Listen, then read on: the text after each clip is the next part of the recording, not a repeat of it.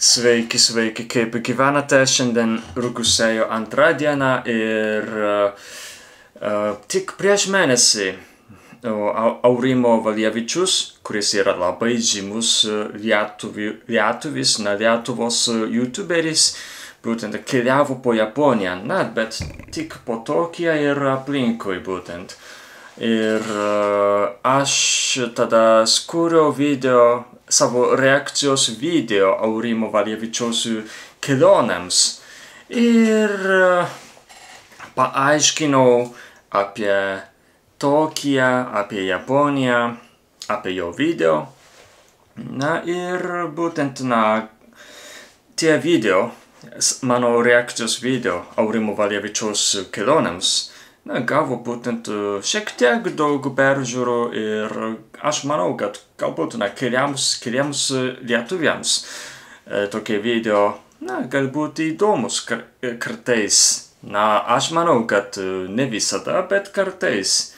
O šiandien irgi aš norėčiau padaryti reakcijos video, bet šį kartą ne Aurimo Valievičiaus kelionei, nes jau aš padariau 2 kartus ir man atrodo, kad tai pakankamai, ar ne?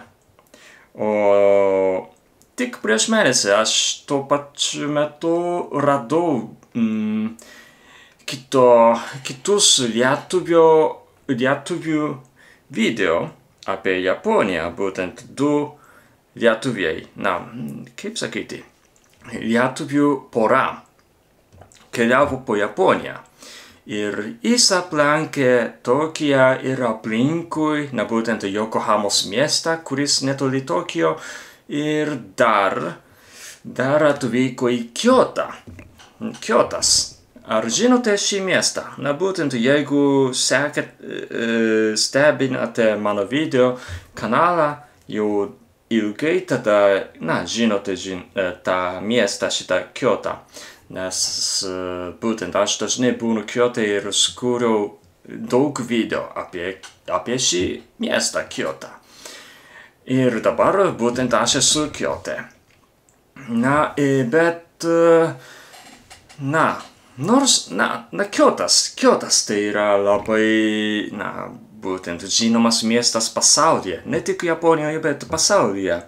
Žinomas kaip buvusi Japonijos sostinė ir dar išlikę daug senų pastatų. Tai yra kaip Vilnius Lietuvoje. Daug senų pastatų, daug šventyklų. Įdomus miestas, senas miestas. Ir bet, nors yra labai žinomas pasaulyje ir, būtent daug yra užsieniečių aplinkui Kiote, visur užsieniečiai, patys užsieniečiai, bet lietuvių youtuberiai būtent nekeliauja po Kiotą.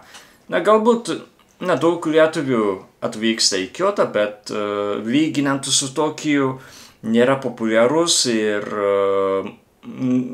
galima ir būtent aš nežinau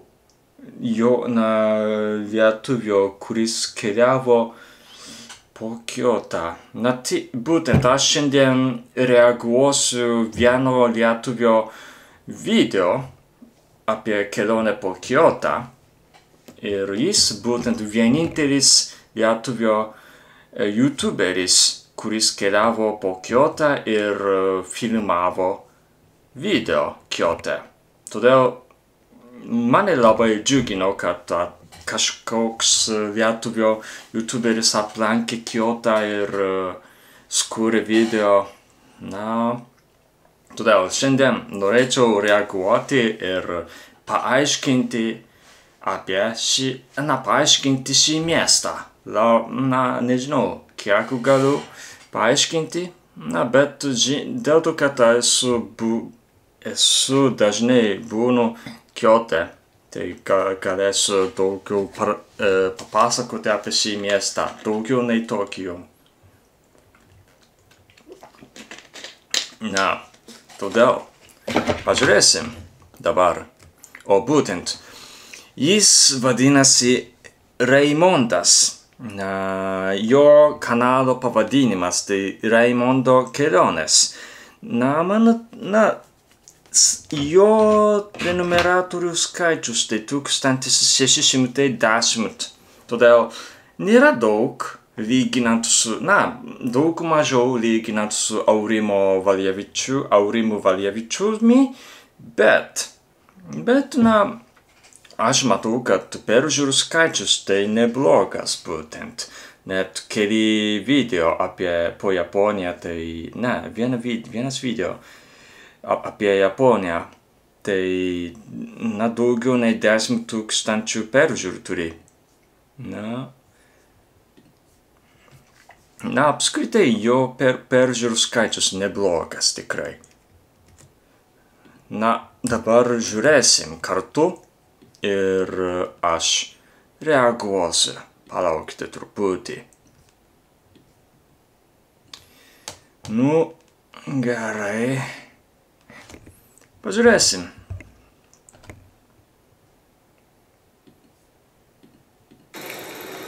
Sveiki visi. Šiandieną mes vėl su dviračiu važiuosime. Jis buvo Japonijoje, Kiote, Liepos 9 dieną. Ir kalba būtent Kioto gatvėje. Man atrodo, kad... aš nežinau, kokia gatvė yra, bet kur nors centre, ne? Mažai žmonių. Pas tas bus. Tai va, pastatau atgal. Tai ką? Važiuojame, ne? Jis dviračiu keliauja po Kioto miestą. Tikiuosi nelys. Apskritai Kioto centre taip atrodo. Daug pastatų, modernių pastatų, bet nėra taip aukšti pastatai. Kiote apskritai nėra aukštų pastatų, nes yra ribojimas, kad negalima pastatyti aukštų pastatų Kiote. O čia būtent geležinkelio stotis. Kairėje yra labai didelė stotis. Moderni, nors pats miestas yra labai senas. Kioto geležinkelio stotis yra labai moderni ir nauja. Nauja, bet jau prieš beveik 30 arba 20 metų buvo pastatyta. Būtent Kioto geležinkelio stotyje, o čia yra greitasis traukinys važinėja.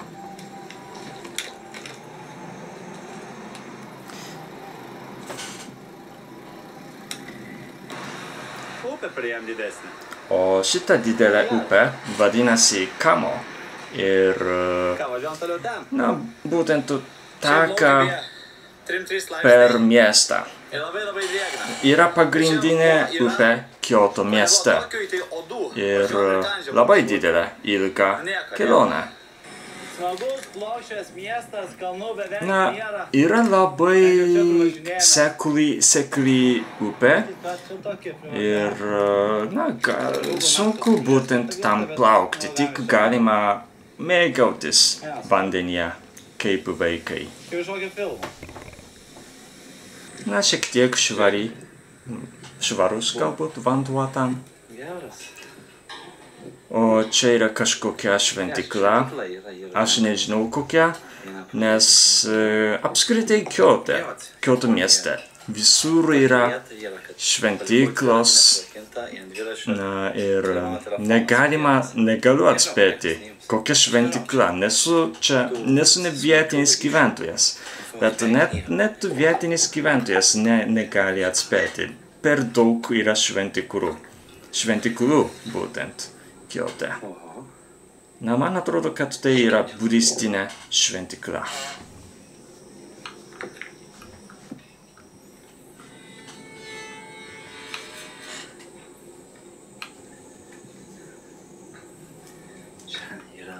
Smilkalai. Čia žmonės dirba, kažką daro. Netrukdykim per daugiausia. Čia galima mesti monetą. Kiek negaila. Pasimti žvakę, tai smilkalus. Nu, pirmiausia, mes mestame monetą ir meldžiamės. Na, būtent moteris daro. Telefonas vietą, ar ne? Nebent kokie turistai bus pavogiai. Na, man atrodo, kad ši šventykla nėra žymi. Vanduo yra, Galbūt telefonas tik irgi yra. gyventojai Gerai. naudoja vietiniai. Mums apie savo tikslą. Beje, kas nežinot, tai Kiotas anksčiau buvo Japonijos sostinė. Aš tikrai negaliu tiksliai pasakyti, dėl kokios priežasties jis buvo pakeistas į Tokijų galiausiai. Na, būtent Kiotas buvo sostinė nuo 794 metų iki kažkokio 19 amžiaus pabaigos buvo sostinė ir po to perskėlė į Tokiją. Eisim daugiau pažiūrėti, kokį gavą yra. Na, todėl būtent daugiau nei 1000 metų buvo sostinė. Arigato gozaimasu. Arigato. Na, čia yra vaikai. Mane erzintų, jeigu taip sako, do itasimasu, tai prašom, bet negražiai jie tie vaikai sakė. Tai teks tikriausiai su kiniečiais ir amerikiečiais čia. Švarus lenzas. Dabar tai dabar švarus. Na, daug autobusų matote. Būtent tie autobusai, galbūt, turistiniai, autokaras. Na, daug yra tokių autobusų Kiote ir kartais, erzina per didelį, per daug yra tokių autobusų mieste ir Kioto mieste kartais būna kamščiai daug. O čia yra, aš sakyčiau, kad žymiausia, populiariausia vieta Kiote, čia būtent Kioto senamiestyje. Ir čia yra kelias į vieną žymiausią šventyklą Kiote, vadinasi Kiyomizu šventykla, yra prie kalno. Na, netrukus matysite. Visi išlipa, pasidaro kelias fotkės ir važiuoja taip toliau. Bet, nu čia, taip atrodo Kiyomizu šventykla, labai didelė ir žymi. Visada tiek žmonių yra prieš tą šventyklą. Nu gražu čia, gražu, ką galiu pasakyti, bet dabar yra 2:30. Ir ši šventykla būtent įsikūrusi ant kalno, ne ant kalno, bet prie kalno, aukštoje vietoje. Ir matote, yra labai gražus miesto panoramas iš tos šventyklos. Todėl, jeigu būsite, tada pažiūrėkite miesto panoramą, labai gražus.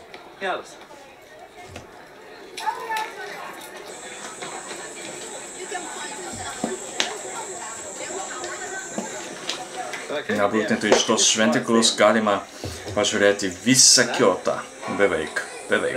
Miesto centrą ir net geležinkelio stotis matoma. Viskas. Jo, faktas. Mes jau atvarėme keletą šventyklų, kur buvo žiauriai gražu. Nei vieno žmogaus, nei vieno, nes ten turai nevaro. Ten buvo vietiniai tik. Man atrodo, aš ilgai neusilaikysiu. Pabūnam biškai, pasižiūrim su savo dabar akim be kameros ir varysim iš čia. Gražu. Gražiau būtų tikriausiai 8 ryto, kai žmonių nėra.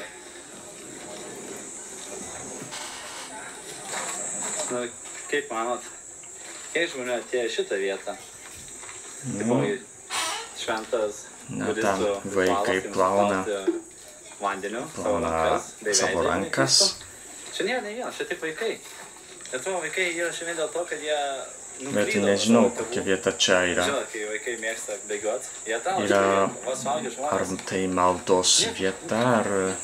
nežinau, būtent ten yra labai daug šventyklų, todėl nežinau. Na, žiūrėkit, šventas vanduo. Na, bet jeigu tai yra vanduo maldai, tai dabar kitą ranką. na, Ir veidą. jau reikia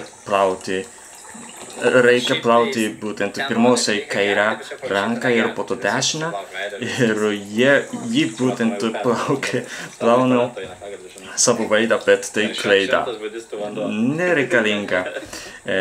Nereikia būtent plauti savo veidą, reikia plauti savo burną.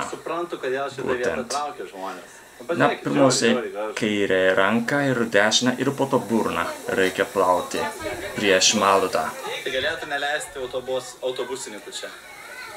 Na, jo draugė būtent klaidingai padarė. Vėlė. Arba lietsargis. Paskui mane.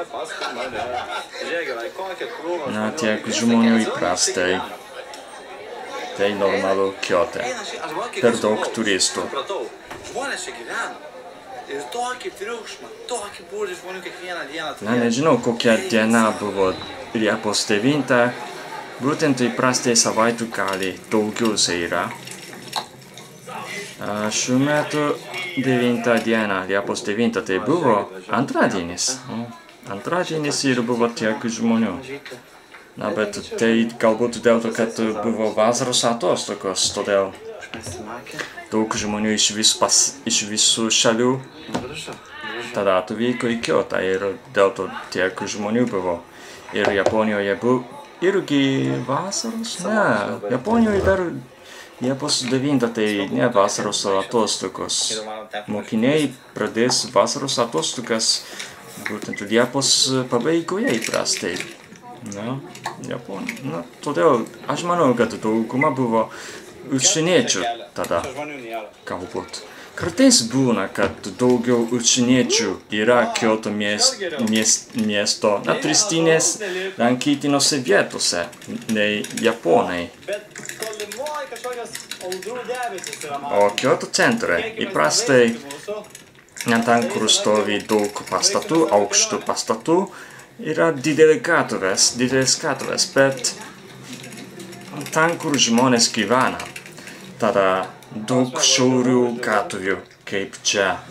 Na, būtent čia daro turistinė vieta. Čia yra kelias į kitą šventyklą, o šitą šventyklą viduryje. Ta šventykla yra labai žymi šventykla irgi Japonijoje. Ne, Kiote. Vadinasi Hokanji šventykla. Arba kitais vadinasi Yasakos pagoda. Yra labai sena šventykla, turi daugiau nei 1000 metų istoriją. Bet dabartinė šventykla buvo pastatyta 15 amžiuje. Galima įeiti į šventyklą, bet tik kartais. Nežinome, kada yra atidaryta, kada uždaryta. Tai kartais atidaryta, kartais uždaryta. Tai priklauso tikrai nuo tavo laimės. Bet kiek prisimenu, nemokamai galėjo arba reikėjo sumokėti, kiek prisimenu. Na, bet pigu būtent. Pigiai galima įeiti. Čia yra turistinė vieta irgi, na, būtent netoli to kelio į Kiyomizu šventyklą. Ten, kur buvo minia žmonių. Nežinau, čia prakaitas, aš čia lietus. Dėl to, kad pradėjo manęs mažėti kažkas. Tikėkimės prakaitas. Aš čia pažiūrėjau. Gal manim tai apsiniaukia? O, fuck. Na, būtent kai jis buvo Kiote, tai Liepos 9 diena, tai galėjo būti, kad dar lietaus sezonas. Būtent. Todėl buvo debesuota visą laiką, ne? Ir kartais lyja smarkiai, staigiai. O Kiote lietaus sezonas prasideda birželio viduryje įprastai ir baigiasi Liepos viduryje arba kartais pabaigoje. Na, jis buvo galbūt lietaus sezone Kiote. Va, žiūrėkit, varom kažkokią vietą. Važiuoju prieš eismą, kad jums vaizdas būtų geras. Va, žiūrėk. Eina savo kaip gražu, ne? Yra ta kita vieta, sena Kioto senamiestyje. Kaip reikiant. Žiūrėkit, kaip neaukės. Priparkavom dviračius ten, ten nieks nesupyks, jeigu čia trumpam pabus. Atrodo, šiaip kažkoks parkas, nešventa vieta. Nors ką aš galiu žinoti, daug kas švento yra pas juos. Einam. O ten padėsim, kad gero yra. Nu, va, žiūrėkit. Nu, čia yra irgi labai žymi šventykla, bet šį kartą tai nėra budistinė šventykla, būtent tai yra šintoisto šventykla. Šintoistas tai yra Japonijos vietinė religija, pagoninė. Manau, kad tiesiog ir tai yra šintoisto šventykla, arba maldykla paprastai. Yra labai daug turistų irgi. Na, būtent yra miesto centre. Jau netoli miesto, kaip sakyti, miesto, na, šalia yra judury vieta būtent. Juduriausia vieta. Na, juduriausioje vietoje įsikūrusi ši šintoizmo šventykla. O čia būtent nemokama. Nereikia bilieto.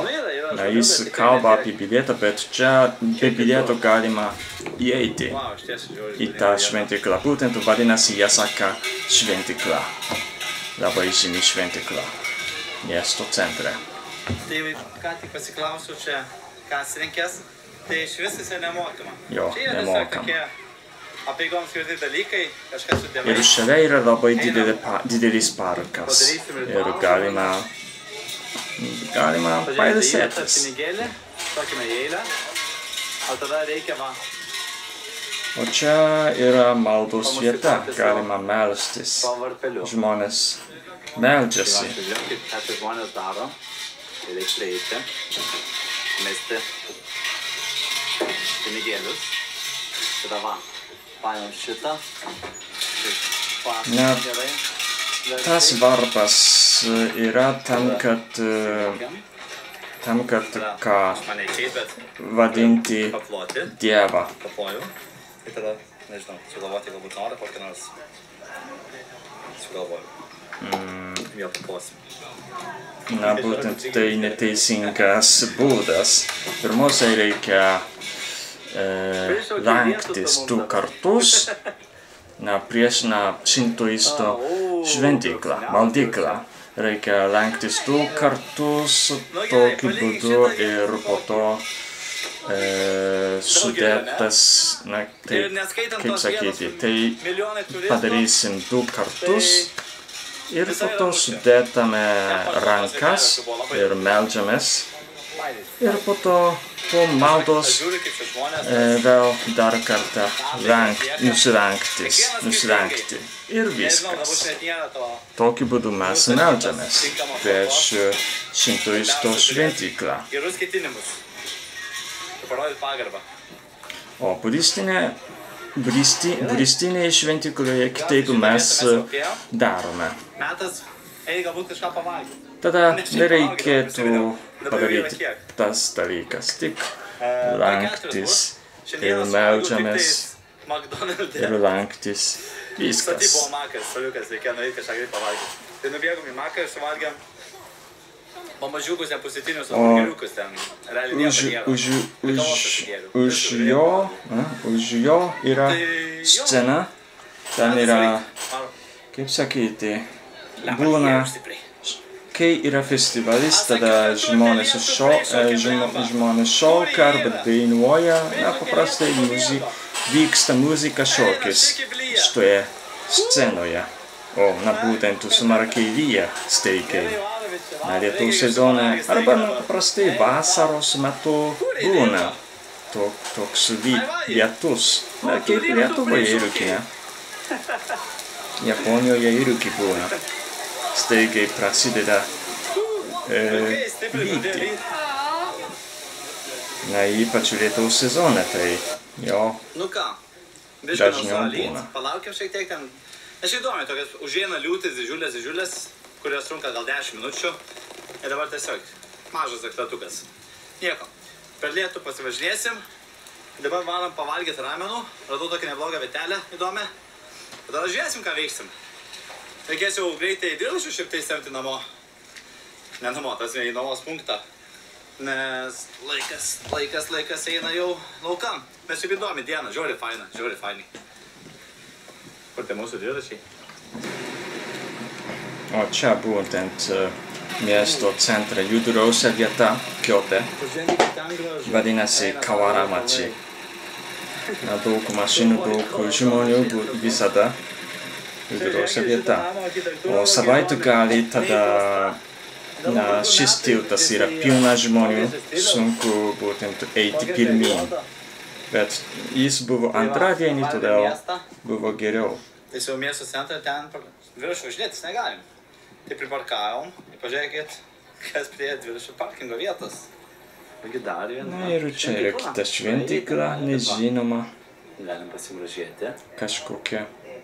Labai smagu, labai gražu. Kultūrinamės. Einam ieškoti mūsų restorano.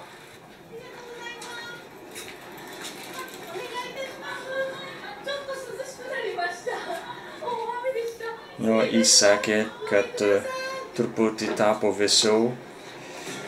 Buvo smarkus lietus. Tokius dalykus jis sakė ta sena mergina. Ne mergina, moteris. Mes nematom, kas mumis aptarnauja. Koks restoranas rameno. Kitų žmonių. Čia galima apsidaryt. Mes atsidarysim biškiam. Ir savo rameną čia galima mes Nežinau, koks restoranas, rameno restoranas. Kokią stiprumą mes norime prieskonius. Nežinau, pamėginam vidutinišką. Tada richness. Tai čia būtų kiek sodrus skonis tikriausiai, ne? Čia galite pasirinkti, pats pasirinkti savo mėgiamą rameną. Žalių svogūnų. Žinoma, kad norim. Ar mes norime kiaulienos? Tai aiškis, kad norim kiaulienos. Ant kiek aštraus mes norim padažo. Aš žinot ką? Aš pasakiau, kad japonai visiškai nevalgo aštraus maisto. Aš rizikuosiu. Čia matau, kad jam 2 yra spicy. Ir iki 10 galim. Nežinau, koks rameno restoranas. Man atrodo, kad tai yra Ichiran. Makaronų tekstūra. Neprisimenu. Minkštas, vidutiniškas ar kietesnis. Man tinka vidutiniškas. Čia irgi galima pasirinkti kietumą. Ir viskas. Tada tikriausiai mes čia paliekam. Geras, kolegė, čia galima, jeigu labai bijęs su žmonė bendraut, tokie dalykai. Paspaudžiam mygtuką, įsikviečiam žmogų, padedam šitą, reiškia, kad tada mums atneša šakutę su šaukštu. Jeigu, pavyzdžiui, kažką nesugaudam, kitą duodam. Tada mums ateis ir padės. Kiotas tai labai turistinė vieta, daug užsieniečių, todėl anglų kalbą galite visada skaityti. Nebūtinai žinoti japonų. Kita pusė jam anglų kalbą pamatyti. Tarkim, jeigu trumpam išeinu. Arba kas čia? It's noisy. Noisy? Jo.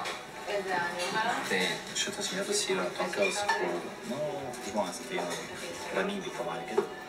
Bet tokie kaip aš, nekilų turistai, šiek tiek gadina visą tai, nes bet jau mano falskai aš gan tyliai išneku, bet, pavyzdžiui, mano žmogus Ispanis, tai jam apsišneka, čia yra labai nekultūrinė šitokia vieta. padaryta. Na, bet ką padarysi? Arigatou gozaimasu. Tai va, atnešam. Nu, čia Ichirano rameno restoranas. Nu, aš buvau teisingas. Na, yra labai žymus rameno restoranas. Labai. O visa Japonija yra Ichirano restoranas. Todėl, jeigu jums įdomu, tai galite užeiti. Na, visi Japonai būtent žino šitą rameno restoraną. Skanu. Pagaliau aštriai. Ragapų puiku.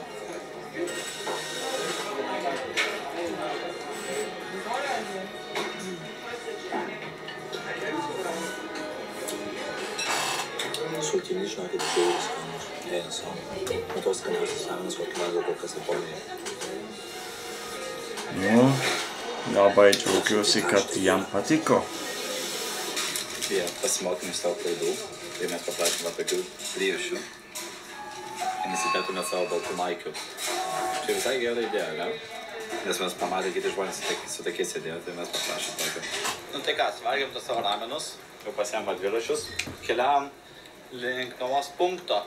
Blema, žinokit, nedaug tų šventyklų atrodo pamatėm per tą laiką, nes tie atstumai nebuvo tokie maži, kaip galvojau iš pradžių.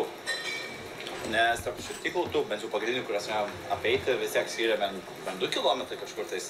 Bet nieko. Beje, atminkite tai, kad tai, ką jūs šiame video matysite, tikrai nėra viskas, ką Kiote galima pamatyti. Nes mes paprasčiausiai Kiotą atvarėm kažkur tais 1:30 dienos. Nespėsim viską apžiūrėti.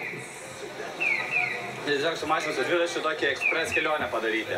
Nu, čia yra Kawaramachi, Kyoto, najuduriausia vieta Kiote. Na, matote, daug žmonių.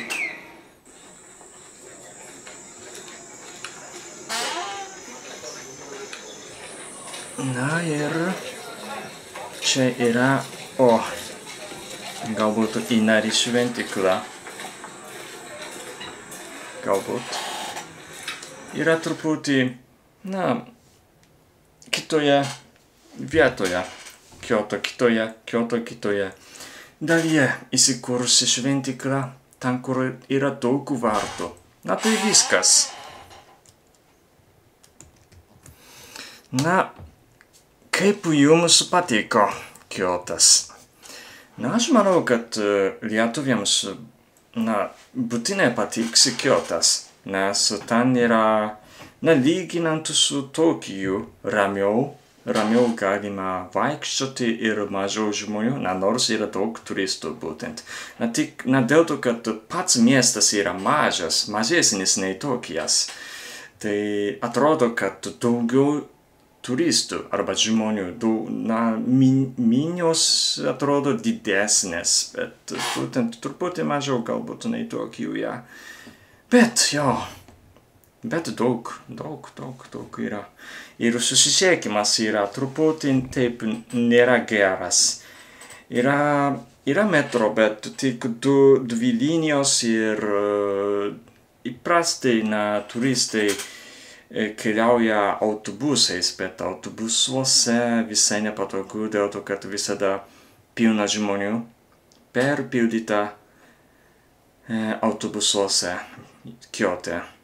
Todėl aš įprastai metro, aš važinėju ir po to daug vaikštau įprastai aš pats. Taip geriau, nes aš nenoriu būti perpildytame autobuse. Daug turistų, daug.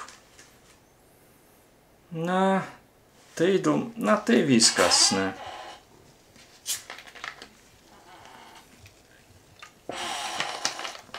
Nežinau, ar yra. Dar tęsiasi jo kelionė po Kiotą, bet jau šis video bus per ilgas. Jeigu jums domina, tai Jeigu jums domina ši kelionė, na šis reakcijos video, tai antrą kartą aš padarysiu toks mano reakcijos video apie jo kelionę po Kiotą. Na, tai viskas šiandien. Iki. Sveiki visiems! Neseniai pradėjau YouTube kanalo narystę ir įkėlusiu labai daug video iš Japonijos ir tada galite sužinoti ir išmokti daugiau apie Japoniją. Na, todėl prisijunkite prie mano YouTube kanalo narystės. Ačiū!